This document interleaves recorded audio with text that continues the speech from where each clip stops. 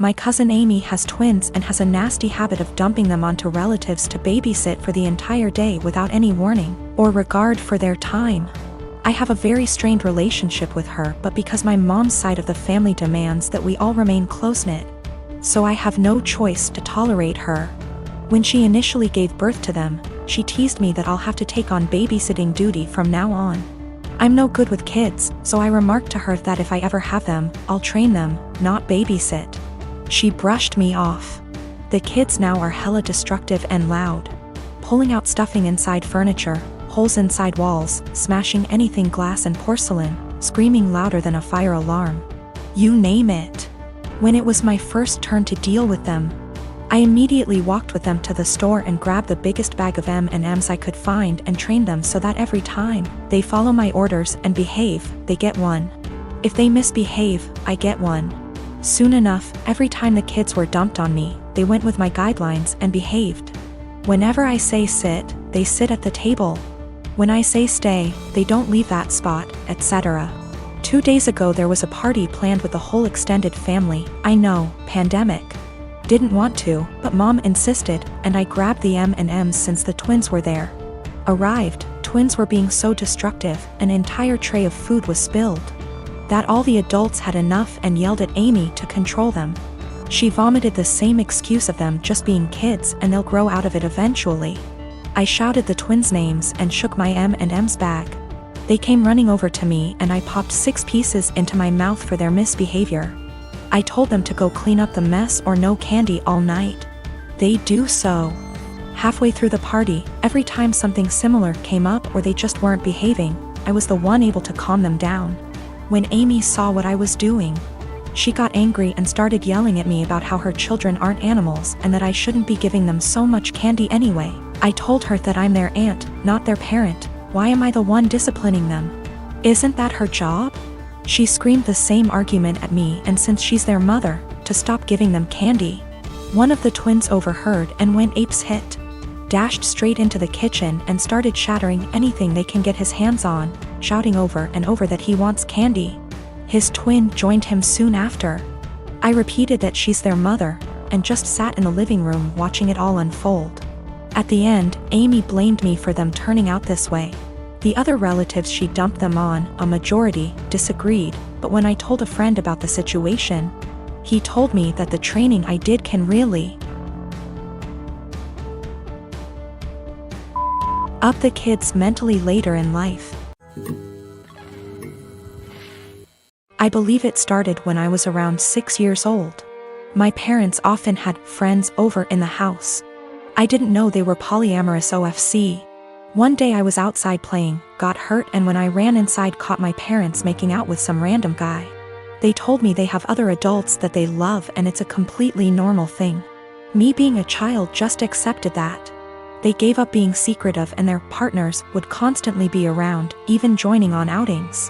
I remember that on my 10th birthday they invited 3 of their partners, one of who I'd never seen before. And for the rest of the day my parents just withdrew from my party and hung out with them. I never saw them doing anything explicit again, but they would kiss their partners, hug them, make flirty comments. Something that would be normal between parents, but with many more people. Sometimes I came home from school and my parents were gone and there was some random adult in our house. Some of them seemed surprised that my parents even had a child. I always hated it, but since my parents had told me this was normal, I assumed many adults probably did similar things and that it's just an adult thing all kids hate. Later they had less partners and eventually seemed to stop. Not that I'd know for sure. I moved out with 17. I didn't think about it anymore. A year ago I started therapy, other reasons. As usual the topic of my upbringing came up and it brought back many feelings I wasn't aware of. I realized that although my parents were always good to me, I had never really felt close to any of them and still have a lot of resentment, that they made me feel like I had to compete for my parents' attention with random strangers. A while ago, I visited them and they told me they are going to take part in a documentary about polyamorous families, and that the producers would like to include interviews with the children. So they would love if I could agree and tell everyone that polyamory doesn't mess kids up. All my resentment bubbled up and I said that I cannot agree because I would not be able to say anything positive. My parents looked shocked. I had never brought this up before, and asked why, and I unloaded all, that I always felt pushed aside. We barely had any family time without strangers intruding. It turned into an argument and I became loud and yelled that the truth is it did me up and they shouldn't have had a child. My mother cried and my father said I should probably leave. So I left and was shaken up for the rest of the week, but also felt regret because I've never made my mom cry before. Later my father sent me a message that was like, "We are sorry you feel that way. Can we have a calm discussion about this soon?" Even though I tried to, it's like I can't reply. This argument brought something very emotional up in me. I met this guy about 18 months ago, and we've been together since. He knows about my employment history, and he said that he has no issue with it. Though he did ask me to tell his family the white lie I occasionally use on my CV and stuff, which is that I was a waitress. A month ago we found out that I'm 2 months pregnant. He says this is great news, and we should move in together. I assumed he'd be moving into my place because he rents his far smaller 1-bedroom flat while I own mine. And I have room for a baby's room while he doesn't.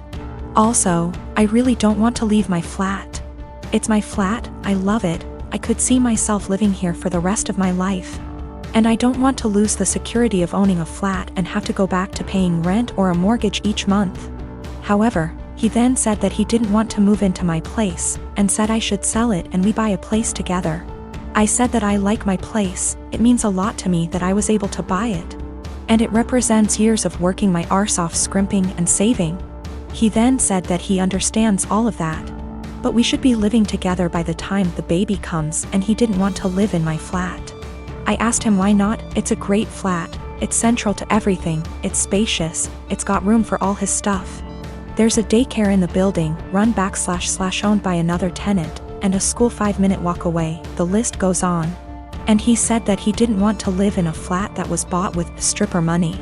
That really pissed me off, and I told him no. Way am I selling my flat, and that he never had an issue with my stripper money paying for this flat before now. I said I wasn't giving up the security of owning a home for someone who tries to make me feel ashamed about something I don't feel ashamed of. He said that his point is if I sold the flat then we could get a new place with the money from the sale. I said, wouldn't that still be stripper money? And he said that's different, and I asked how. He then said he was going back to his place because I can't talk to you when you're in this state. He's gone back to his flat now and he's texted me saying I'm overreacting / irrational and I need to think of this realistically, rather than emotionally. He says he wouldn't feel right raising a child in my flat knowing how I purchased it, and selling back / moving is the best idea of all of us, not to mention the fact he isn't on the deed because it's my place and it would never feel like our place because of this. I feel I might be the arse because I get why he might feel like it's just my place, and I feel I'm being too rigid in a time we need to work together. Plus I spoke to my sister and she sided with him, so 2 out of 3 people think I'm in the wrong here. I dumped him. There was a whole conversation, and during the conversation he said he didn't want to be a parent if I wasn't willing to do everything he wanted, including sharing a house back / deed, plus staying together. Also, at the start of the conversation I said what a few people suggested, which was that I'd be willing to sell and split the house with him, provided he paid 50%, and he got very angry.